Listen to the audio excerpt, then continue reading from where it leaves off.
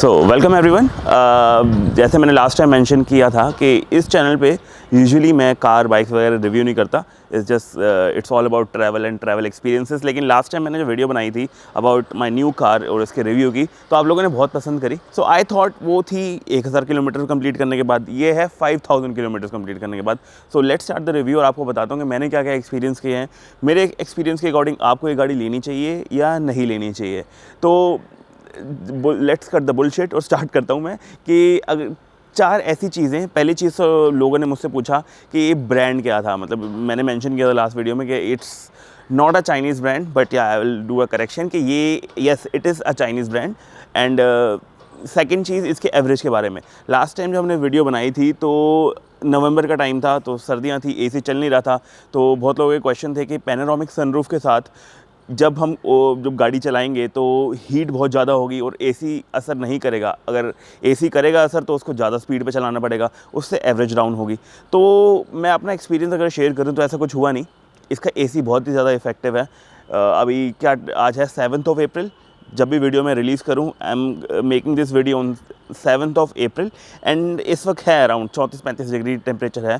आगे 45 डिग्री में भी इसको टेस्ट करेंगे, लेकिन मुझे नहीं लगता कि कुछ इशू होने वाला है। जस्ट बिकॉज मैंने आई थिंक स्पीड अगर की बात करें 1 या 2 पॉइंट पे मैंने इसका फ़ैन रखा होगा एसी के साथ, और 24 पे टेम्परेचर रखा होगा। मेरे को उसमें बहुत ही चिल्ड लगता है और मैं उनमें से नहीं हूँ कि मेरे को जल्दी से सर्दी लगती है। मैं I am usually keep my AC on 16 and 18। मेरे को मतलब I can manage that much, और इसमें मुझे ऐसा लगा नहीं बिल्कुल भी कि मुझे एसी बढ़ाने की ज़रूरत है। It was going perfect for me. Second चीज़, अगर एवरेज की बात करें तो अभी मेरी गाड़ी एवरेज दे रही है 11.5 की। अगर ओवरऑल मैं कंबाइन करूँ इसको विद एसी, तो वो सारा वेरी करता है। फॉर एग्जांपल कभी कभी कोई दिन आता है कि मैं ऑफिस लेके सिर्फ कार लेके सिर्फ ऑफिस जाता हूँ और वहाँ से वापस आता हूँ, तो एवरेज बाद में देखता हूँ कि उस दिन की निकली थी कुछ किलोमीटर्स की 6.5, कभी 5.5, कभी 8.5। तो जितना ट्रैफिक है उसके अकॉर्डिंग एवरेज निकल के आती है। थोड़ा सा लंबा चलेगी तो एवरेज ज़्यादा निकल के आती है। And to get the better average मैंने हमेशा इसके अंदर पावर XP 95 जो फ्यूल होता है वो डलवाया है, तो मैं रेकमेंड करूँगा आप लोग वो डलवाइए। एवरेज मैंने जो मैक्सिमम देखी है उसकी 18.5 भी देखी है। मुझे नहीं लगा कि मतलब इस गाड़ी की मुझे 18.5 की एवरेज मिलेगी ऑन हाईवे। मुझे बिल्कुल हैरानी हुई थी। हाँ, और अगर जब मैंने उसके बाद जाके ओवरऑल एवरेज देखी उस दिन की, जब हटा के इसमें मीटर डबल दिखाता है, एक ओवरऑल एवरेज और एक करंट एवरेज, तो वो भी 12.5 पहुँच गई थी। तो ये वेरी कर रही है 11 और 12.5 के बीच में। जस्ट वो डिपेंड करता है आपने कितनी उस दिन ड्राइव करी, तो उसके अकॉर्डिंग जो ओवरऑल है वो भी गिर जाएगी। तो ये था मेरा एक्सपीरियंस अब तक एवरेज। और हाँ, अगर मैंने करेक्शन करी है तो it's a Chinese brand for sure.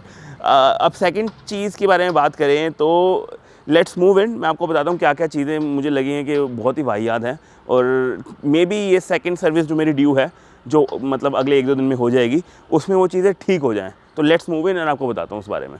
Perfect. तो गाड़ी के अंदर है। लास्ट टाइम में मैंने इसके इंटीरियर के बारे में बात करी तो बहुत ज़्यादा टाइम वेस्ट यहाँ मैं नहीं करूँगा। अगर इंटीरियर्स के बारे में आपको जानना है तो पुरानी वाली वीडियो देख लो। अब मैं आपको बताता हूँ क्या क्या दिक्कतें मेरे साथ आई हैं। तो पहली चीज़, जब मैंने 2-3 बार एक्सपीरियंस किया है कि इसका जो बैक कैमरा है ना, वो चलना कभी कभी बंद कर देता है। वो क्यों होता है मुझे नहीं पता। रिवर्स गियर डालता हूँ, कैमरा वर्क ही नहीं करता, ब्लैंक स्क्रीन आ जाती है। तो ये क्या पता सॉफ्टवेयर इशू हो। पॉइंट नंबर 1, ये ठीक हो सकता है। हाँ, हो सकता है। सेकेंड चीज़ कि ये जो फॉर एग्ज़ाम्पल, चलो मैं गाड़ी ऑन करता हूँ एक बार। अब यहाँ पे मैंने ना चाइल्ड लॉक लगा रखा है, लेकिन फिर भी देखो चाइल्ड लॉक ऑन है। अगर फिर भी वहाँ पे जैसे मेरा बेटा छोटा है वो बैठता है और अगर वो विंडो डाउन करता है, विंडो डाउन हो रही है, तो ये चीज़ नहीं होनी चाहिए। ये क्या पता एक हार्डवेयर ग्लिच हो या सॉफ्टवेयर ग्लिच हो, ये भी ठीक हो सकता है। यस, लेकिन देख रहे हो ये बहुत बड़ा इशू है। 1000 टिल 5000 किलोमीटर्स, 4000 किलोमीटर मैंने इसी घटिया चीज़ के साथ कवर किया है, जो मुझे आई थिंक सेकेंड डे ही दिखा देना चाहिए था, लेकिन ऐसा नहीं हुआ। मैं भी बिज़ी था। चलो फाइनली 5000 किलोमीटर्स हो चुकी है। वो टाइम आ गया कि मैं इसको फिक्स कराने के लिए दूंगा सेकंड सर्विस में। चलो थर्ड चीज़ के बारे में बात करें कि ये जो स्क्रीन है, कभी कभी you can not help me sir. Oh ma'am, just wait, we are doing the review. चलो थर्ड चीज़ के बारे में बात करें, कभी कभी ना स्क्रीन उड़ जाती है। क्यों उड़ जाती है मुझे नहीं पता, ये भी एक सॉफ्टवेयर ग्लिच हो सकता है। और इसका एसी जो है ना वो टच पैनल से काम करता है। एंड ये बहुत ही ज़्यादा रिस्की चीज़ उन्होंने बनाई है कि जब भी आपको एसी चलाने में कुछ करना हो ना, तो आपको अपनी आंखें रोड से हटा के ना यहाँ पे लानी पड़ती है। फाइनली मैंने एआई को बंद किया है, अभी बहुत ज़्यादा डिस्टर्ब हो रहा था बीच में।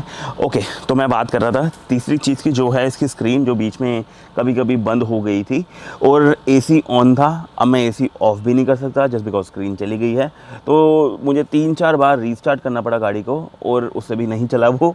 तो 10-15 किलोमीटर चलाने के बाद दोबारा जब मैंने रीस्टार्ट किया वो चलने लग गया। तो ये बहुत ही वाहियात लगा मुझको। जितनी भी टेक्नोलॉजी घुसा दो ना, तो इतनी गड़बड़ें तो होती ही होती हैं। तो मुझे लगता है पुरानी जो गाड़ी है ना, जहाँ पे 1 टच एसी का बटन है, वो सिंपल बटन दबाओ ऑन, बटन दबाओ ऑफ, वो ज़्यादा बेटर था। इतनी जितनी टेक्नोलॉजी ठूसी हुई, कुछ ना कुछ ग्लिच तो रहेगा ही रहेगा। तो ये थी चौथी, जो बहुत ही ज़्यादा डेंजरस है, that you have to take off your eyes when you are driving off the road to switch on the AC, या जो भी आप कर रहे हो। I don't think that is a very good thing. Okay, तो ये थी 3 चीज़ें जो मुझे बहुत ही वाहियात लगी।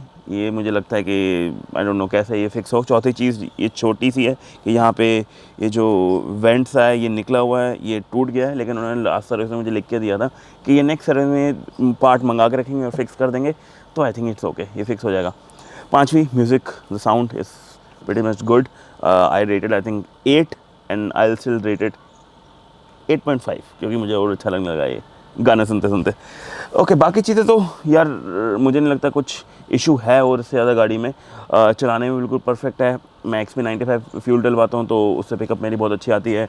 ये पर्दा, जिसकी मुझे लग रहा था बहुत इशू होगा इससे, क्योंकि बहुत ज़्यादा थिन दे रखा है, तो इसका पर्पस है कि रोल होगा तभी पीछे पूरी जब भी पैनोरामिक रूफ आपके पास होती है तो पूरा पर्दा रोल होगा, तो ये थिन ही रहेगा। तो मुझे लगता नहीं कोई इशू है, just because AC is working spectacular, बहुत अमेजिंगली वर्क कर रहा है वो। और 2 पॉइंट पे जैसे मैंने मेंशन किया था, तो ये 2-3 चीज़ें जो मुझे लगा बहुत ही वाहियात है, मैं एड्रेस कर दूँ इस वीडियो में।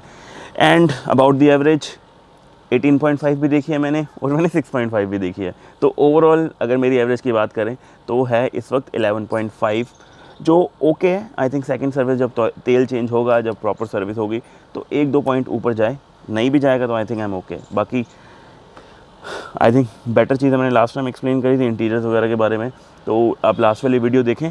एंड ये थी 5000 किलोमीटर्स कंप्लीट होने के बाद का रिव्यू। टेक्नोलॉजिकली चैलेंज है कार, जो आई थिंक बहुत सारी दूसरी गाड़ियाँ हैं, किया वगैरह में सेम चैलेंज मैंने सुना है। बाकी चलाने में नो इश्यूज़, टेक्नोलॉजी पार्ट हटा दिया जाए तो car is really amazing, you can go for it. So thank you so much, and in case you thought you got some good information on this channel, तो please subscribe कर दीजिएगा, like कर दीजिएगा, and comment करके बताइए। In case you have any question, I will take out some time and answer the questions. मैंने last video में बहुत सारे क्वेश्चंस आंसर किए थे। तो thank you so much and bye bye.